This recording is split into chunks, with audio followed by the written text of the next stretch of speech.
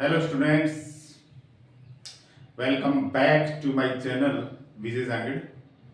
Today in this class, I will teach you.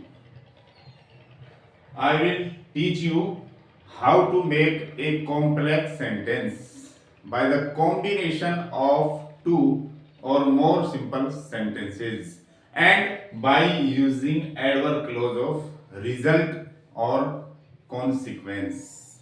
Dear students, इस class में हम सीखेंगे दो सरल वाक्यों को एडवर्ब क्लॉज ऑफ कॉन्सिक्वेंस या रिजल्ट का यूज करके एक कॉम्प्लेक्स सेंटेंस कैसे बनाया जाता है। तो एडवर्ब क्लॉज ऑफ रिजल्ट या कॉन्सिक्वेंस वो उपवाक्य होता है जो प्रिंसिपल क्लॉज में हो रहे कार्य का रिजल्ट या परिणाम बताता है। सबऑर्डिनेटिंग कंजंक्शंस ऑफ रिजल्ट ये अपने पास दो हैं, सो दैट और सच दैट। इनका यूज करके हम एक कॉम्प्लेक्स सेंटेंस बनाएंगे। इससे पहले की वीडियो में हमने पढ़ा था एडवर्ब क्लॉज ऑफ पर्पस, जिसमें सो दैट एक साथ आ रहा था। सो दैट एक साथ जो पर्पस बता रहा था, लेकिन इसमें अलग अलग है, सो अलग दैट अलग है। तो ये बताएगा परिणाम, प्रिंसिपल क्लोज में होने वाले कार्य का परिणाम दर्शाता है ये। शो दैट इतना की और सच दैट ऐसा या ऐसी की। तो आइए सीखते हैं इनका यूज करके किस तरह कॉम्प्लेक्स सेंटेंस हम बना सकते हैं। सो दैट, सो के बाद एडजेक्टिव या एडवर्ब का यूज होता है। जो सेंटेंस हमें दिया जाएगा, जो सरल वाक्य हमें दिए जाएंगे, उस सरल वाक्य में हमें ये देखना है कि क्या उसमें विशेषण या क्रिया विशेषण है। अगर है तो उनके तुरंत पहले क्या लगा देंगे, शो हम लगा देंगे। अगर दिए हुए सेंटेंस में वेरी है, वेरी, तो वेरी के स्थान पर हम सो यूज करेंगे। वेरी नहीं है तो कोई बात नहीं, अगर है तो उसको हटा देंगे और उसकी जगह सो रख देंगे। अदरवाइज एडजेक्टिव या एडवर्ब से पहले तो हमें सो रखना ही रखना है, और वेरी हो तो उसको हटा देंगे। जैसे सबसे पहले सब्जेक्ट, फिर वर्ब, फिर सो, फिर विशेषण। ये अपना हो गया प्रिंसिपल क्लोज, प्रिंसिपल या मेन क्लोज हो गया। इसके बाद ये जो क्लोज आएगा अपना पूरा, ये रहेगा अपना सबऑर्डिनेट क्लोज, जो कि हमें रिजल्ट बताएगा। क्या बताएगा? रिजल्ट। ये है सबऑर्डिनेट क्लोज।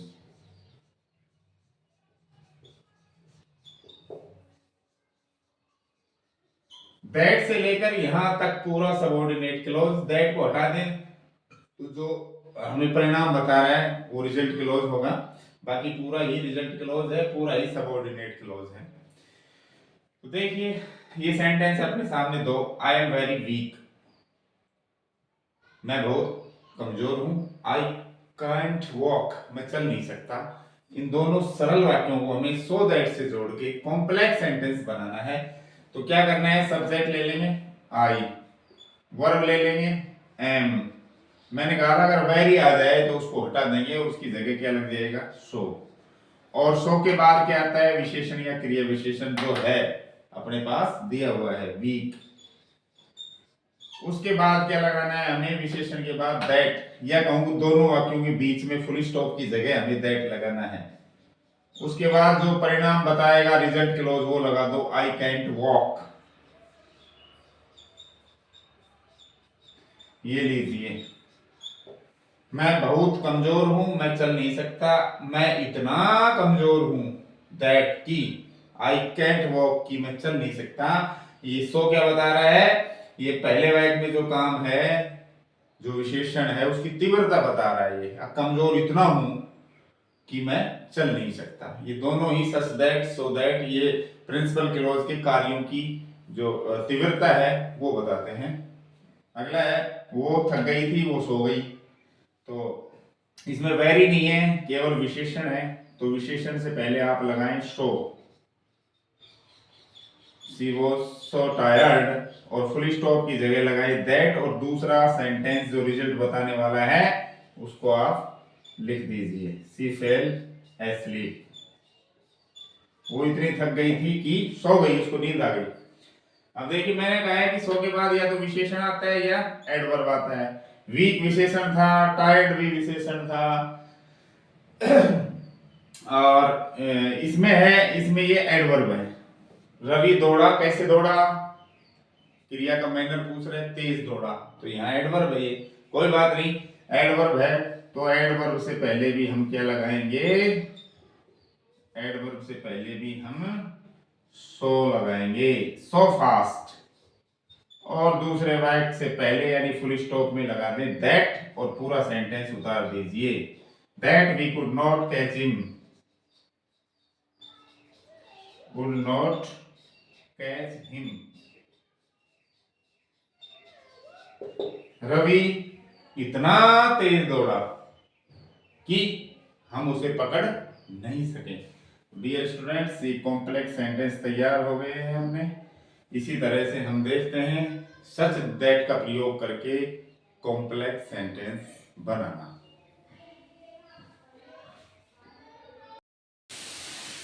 चलिए नेक्स्ट देखते हैं सच दैट, ऐसा या ऐसी कि। तो सच के बाद क्या आएगा, एडजेक्टिव प्लस नाउन, विशेषण और संज्ञा दोनों, या केवल नाउन भी आ सकती है।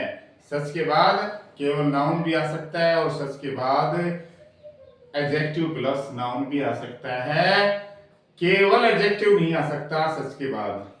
तो क्या करना है, दो सेंटेंस दिए जाएंगे, उसमें प्रिंसिपल क्लॉज को हमें पहले लेना है और बाद में रिजल्ट क्लॉज को। तो प्रिंसिपल क्लॉज के सब्जेक्ट को लेंगे पहले, वह इज ए मैन, वह आदमी है, प्रत्येक उसे पसंद करता है, प्रत्येक व्यक्ति उसे पसंद करता है। तो हम कहेंगे वो ऐसा आदमी है जिसे प्रत्येक व्यक्ति पसंद करता है। तो पहले वाक्य में देखो नाउन, केवल नाउन है, एडजेक्टिव इसमें नहीं आया, मैंने अभी बताया था एडजेक्टिव प्लस नाउन भी आ सकता है और केवल नाउन भी आ सकता है। तो इसका बनेगा ही, सब्जेक्ट प्लस वर्ब ही इज, फिर लगाना है सच, उसके बाद एडजेक्टिव प्लस नाउन या केवल एडजेक्टिव प्लस नाउन या नाउन लगाना है तो ए मैन,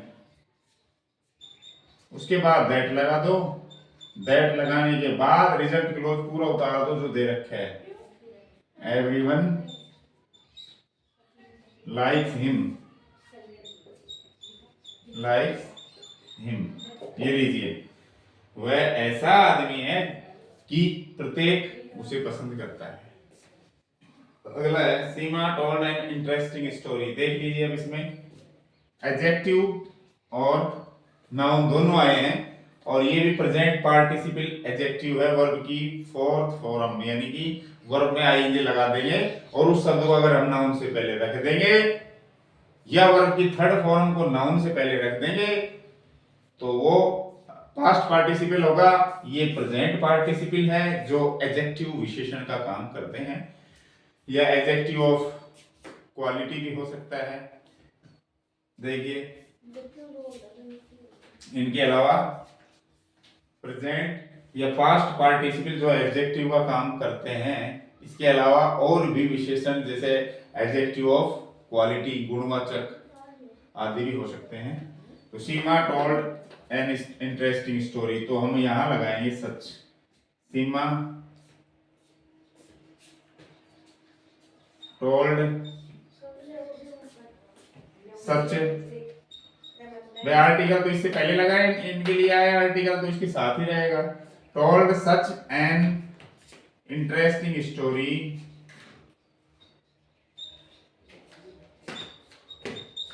स्टोरी दैट, उसके बाद रिजल्ट क्लोज, ये पूरा सेम उतार देंगे हम इसके बाद। सीमा ने ऐसी रुचिकर कहानी सुनाई कि सभी ने ध्यान से सुनी।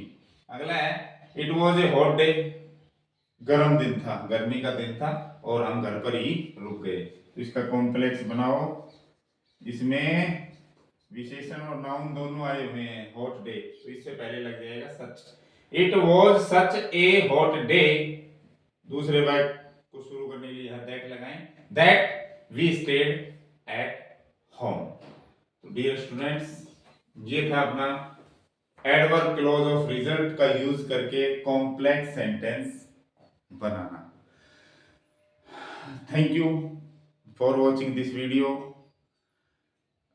वीडियो अच्छी लगी तो लाइक, शेयर और कमेंट जरूर करें। चैनल को सब्सक्राइब नहीं किया है तो सब्सक्राइब करें ताकि समय समय पर आपको नोटिफिकेशंस मिलते रहें।